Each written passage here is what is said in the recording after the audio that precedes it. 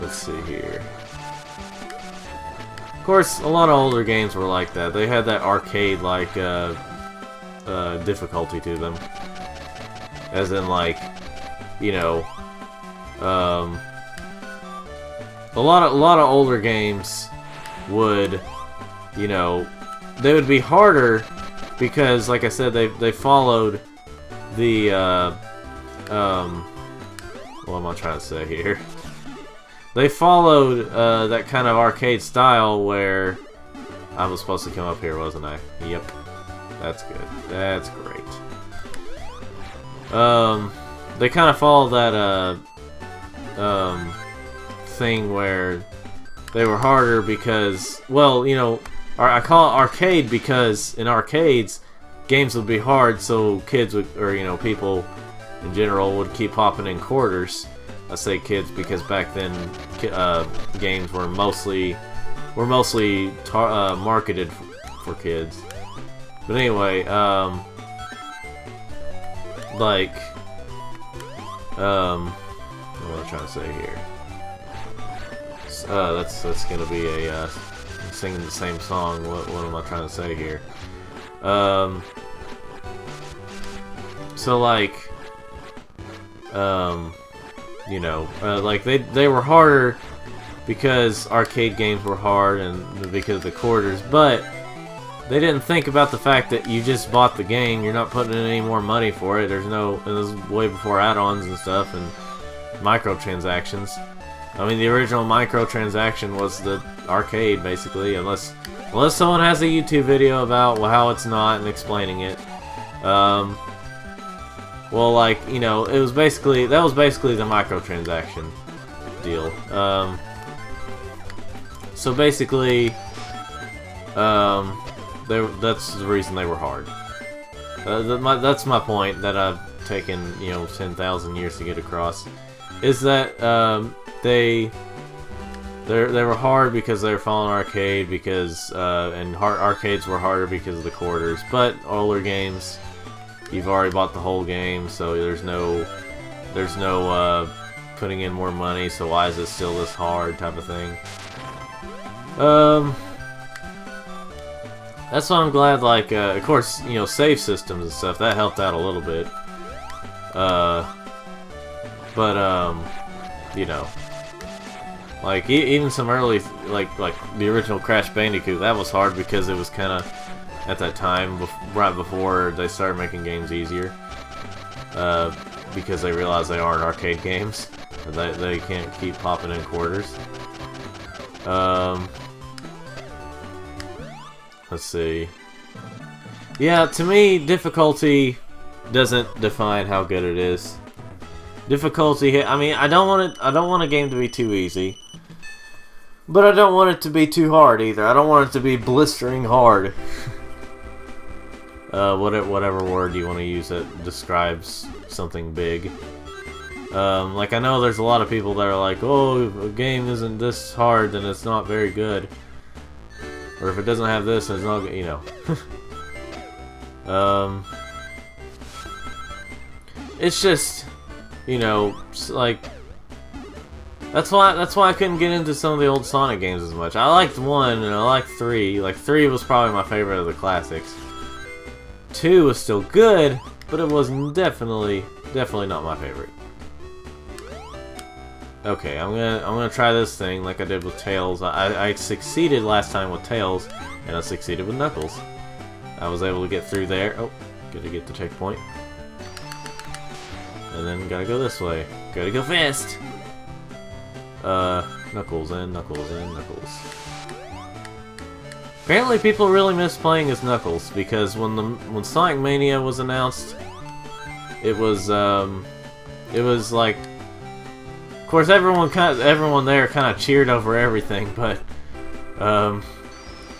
when they showed 3 playable characters, which was Sonic, Tails, and Knuckles, you know, because a majority of recent Sonic games have just been Sonic and maybe Tails, and like the finally when you have, like, in the non-spin-offs, and finally when you have a not Sega Sonic spinoff, but still kind of a spinoff. When you finally have a game that's closer to having a Sonic game, you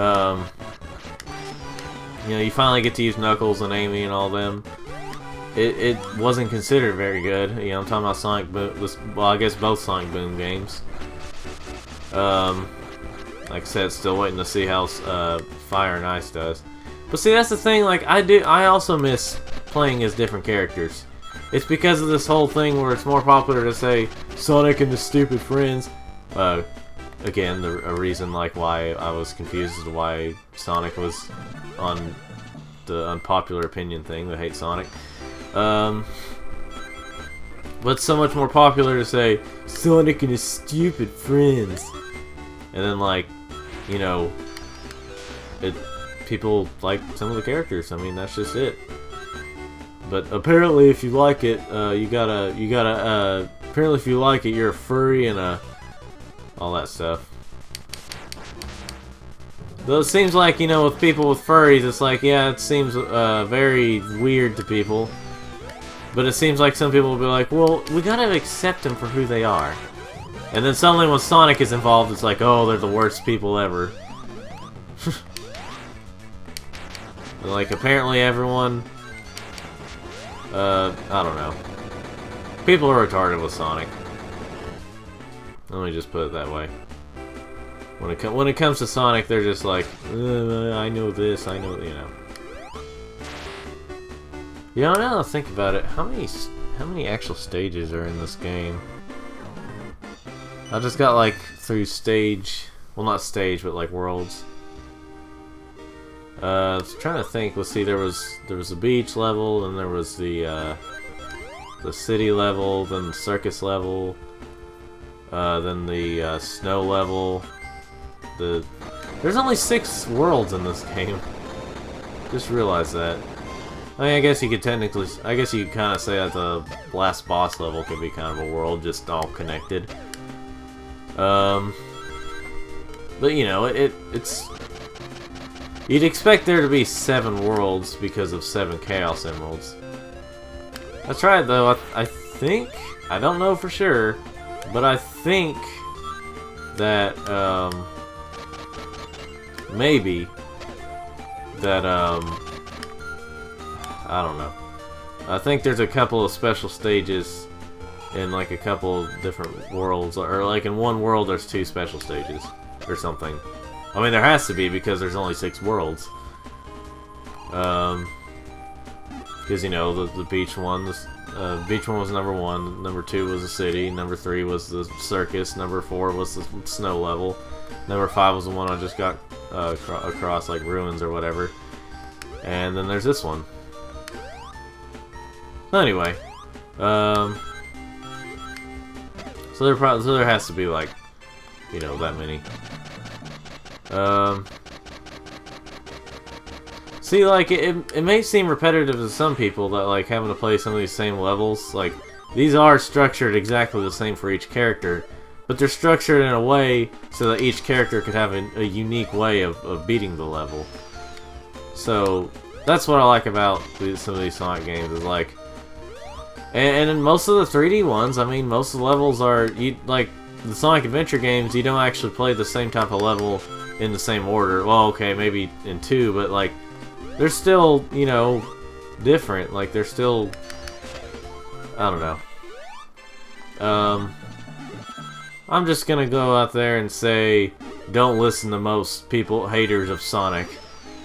I mean, unless you just agree with it. Well, you know what I mean, like, like most people nowadays just kind of like lead people in the false direction, or like what I mean by that is give them false information about some Sonic games or really discourage them. It's like, oh, your childhood was of Sonic? Which ones? Oh, not the classics? Well, you don't get to have it. We get to say, gosh, it's almost bullying for people to hate on us. I mean, there's some bullying going on where Sonic lovers will go after Sonic haters. Don't get me wrong, that happens.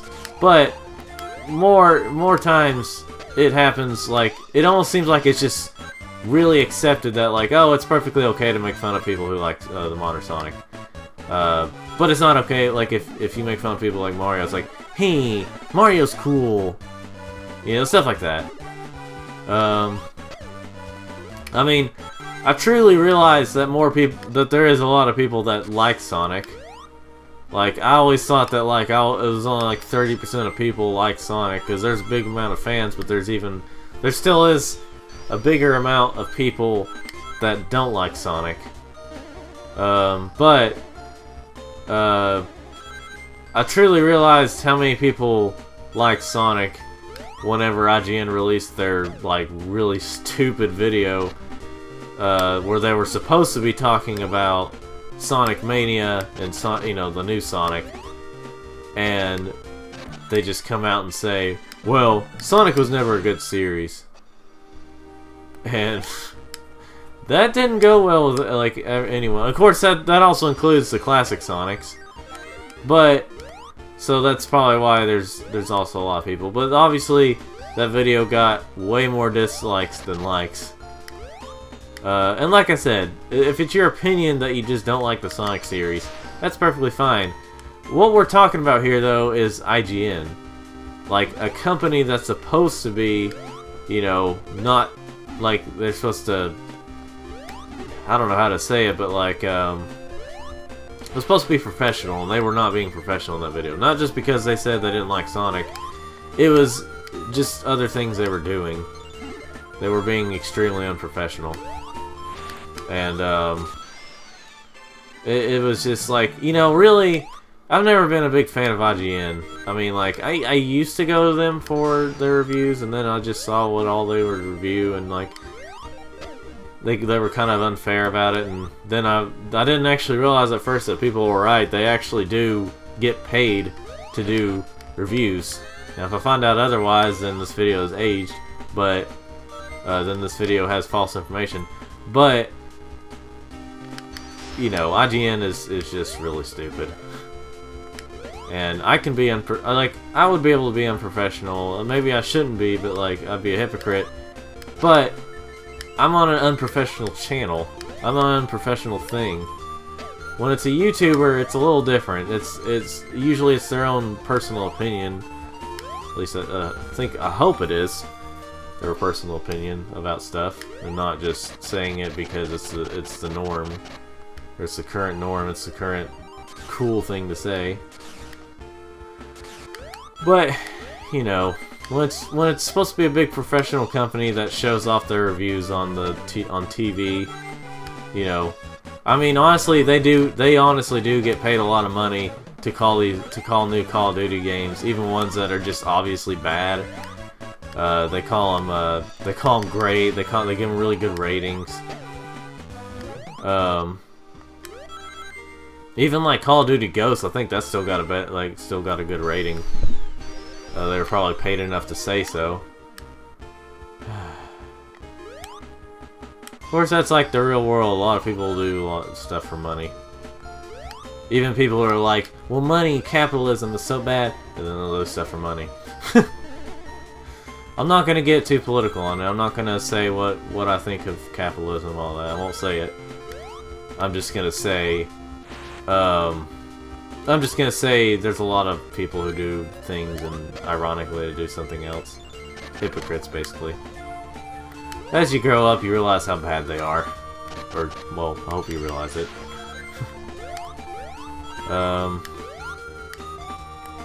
Let's see here. So anyway, you know, I'm not doing as good with Knuckles as I thought I would. Like I said, though, it's not as easy as Tails. But I was thinking it was going to be easier than this. Well, but by that I mean I seem to be dying a lot. Let's see. Yeah, as of this recording, this is, for the recording itself, this is like part 4, because this would have been part 3 because of the third character I'm using. But,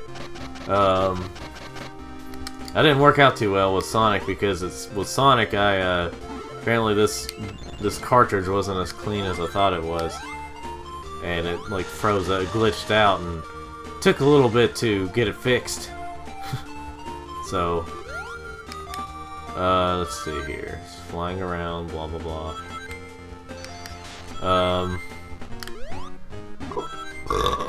Ugh, sorry about that, ladies and gentlemen. That was a burp though, so. Let's see, just waiting for all this. By the way, how did he go through the ground? I don't know. I guess in 2D games, it's just like, I guess logic can go out the window for a bit. It's like, yeah, there's kind of those perspective shots, but you know, almost looked like Knuckles looking at the screen there for a second. No, he wasn't though. Let's see.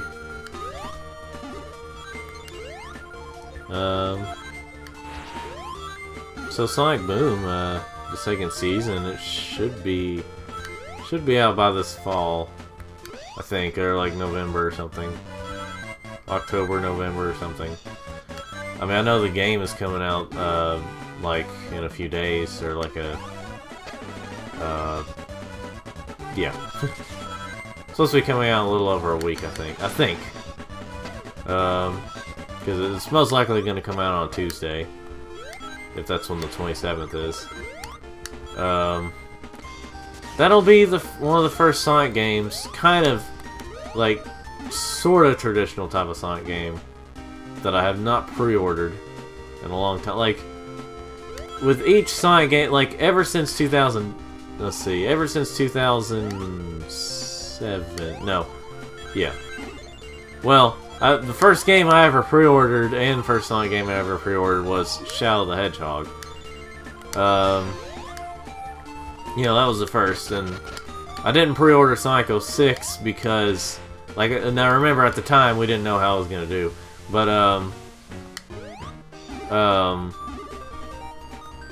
like, I didn't have one, like, at the time I didn't have any of the current, like, I didn't have a PS3 or a 360.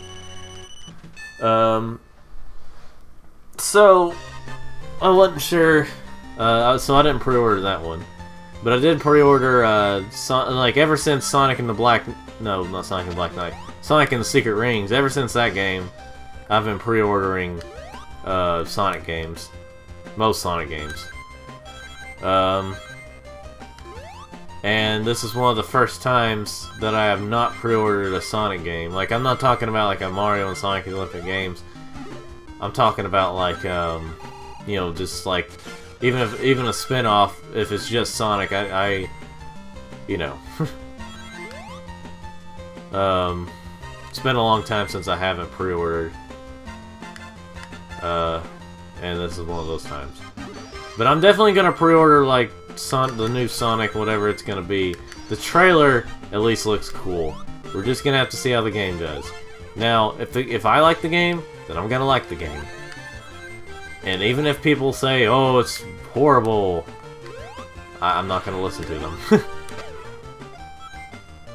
Really, the only reviewers I truly listen to and get good opinions from is like reviewers like Haydox and Exo Paradigm Gamer, because their reviews are like more like, they seem more like actual opinions rather than saying what everyone else is saying. And if they end up saying what a lot of other people are saying, it's usually their opinion. They usually give good and bad parts of the game. Like they'll talk about the goods and the bads, and not just you know what I'm trying to say. Like when most people, when they I guess also see if it's considered bad, if they'll mostly talk bad about it. Like they will destroy it if they think it's bad, and say some of the same stuff, sing the same songs as others. And if they talk about any good, they will like maybe take a few seconds of it saying something is good, and then they'll say the rest is bad.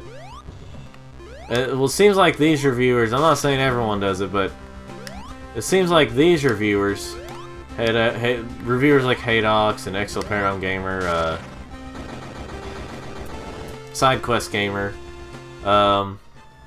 when they talk about a game, they'll actually talk about both the good and the bad, like what they think, you know.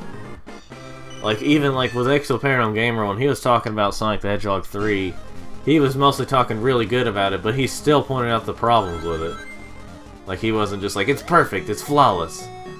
It's he says it's good, or he says it's good, just still pointing out some of the flaws, saying that it's not perfect. And that's why I like some of those reviewers. You know, they're like, how should I say it? How should I say any words, any phrase that I'm saying? They're just good. Let me put it that way. I listen to them with their reviews, or like I still listen to other people's reviews, just not, I just don't actually take their opinions as seriously as those reviewers I was talking about. Like I see them as real reviews. Let's see. And Cat Icarus, he's like I said, he seems a little more, you know, like he loves. And there goes the phone. Hold on, ladies and gentlemen. I don't know who that is. Cat Icarus, out of a lot of the more popular YouTubers, which he is kind of more popular than some others, he seems more like he's actually giving his opinion. Sort of. And like, it's not just because he mostly likes PlayStation. I mean, here's the thing. His PlayStation is his favorite type of stuff from what I've seen. But he admitted that he liked the GameCube better than the PS2. Like, he said he likes the Vita, which is unpopular. One unpopular thing he said, spoiler. He said he likes the GameCube better than PS2, but he likes the Vita more than the 3DS, which I can agree on him. Not in terms of exclusive games, but just in terms of overall hardware and what games are on it. Like, usually, like, it was the same thing with the PSP and the DS. Like, maybe 99% of the time, if it's a third-party game that's on both the DS, and that's also on the DS and the PSP, whether it be exclusively portable or if it's just any games in general, the PSP version was always better. I mean, if in your opinion you like the DS version, fine. But things like, what am I trying to say? Again, I better stop saying that. The thing that I was waiting for him to get the hand out so that I can hit him like this.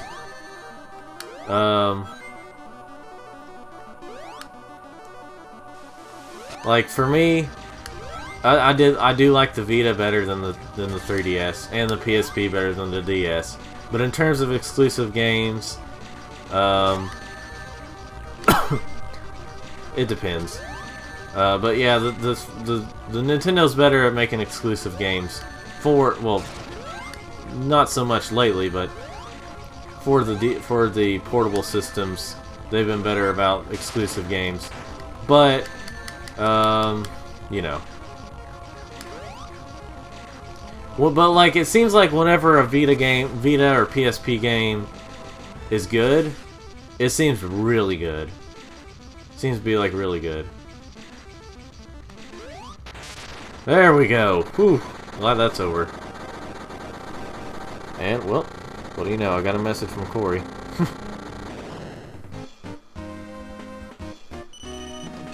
So if you hear anything, it's a video and I haven't turned it down. Okay. Don't know what this is. Let's see. Yep, it's Sonic. It's so basically, it's always going to be Sonic to rescue what am I trying to say? Oh yeah. it's gonna be Sonic to rescue all the people and all that stuff. So yeah. So like doing playthroughs and recording them to send messages, to send them as a message to your friends. Well, that is what I'm currently doing. On it, you know. So yeah.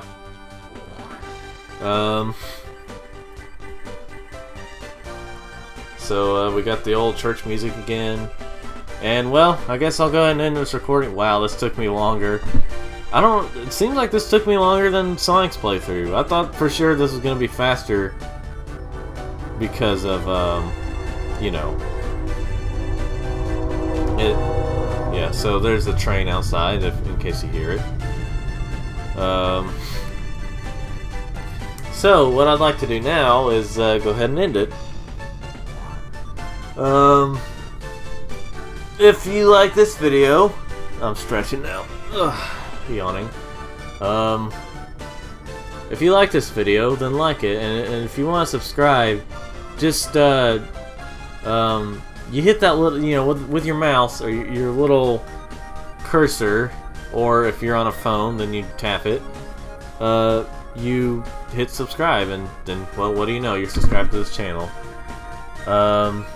And like, I guess you can take a chance on us in hopes that we'll become more professional with all this stuff. Not quite scripted, like a lot of popular, you know. Well, that's assuming they are. I don't want to confirm that they're always scripted, but it seems like it's scripted sometimes. And at this point in time, I'm the only thing I have left is Amy, and then the last story of this game. And me and Corey, we're still on iNinja. But between that time, hopefully I'll be able to play more of these games, of these types of games, and hopefully one day it'll also be Corey. You know, maybe he'll get some technology to where he can start playing portable games too, on screen, or just games in general, like him and a friend or something of his.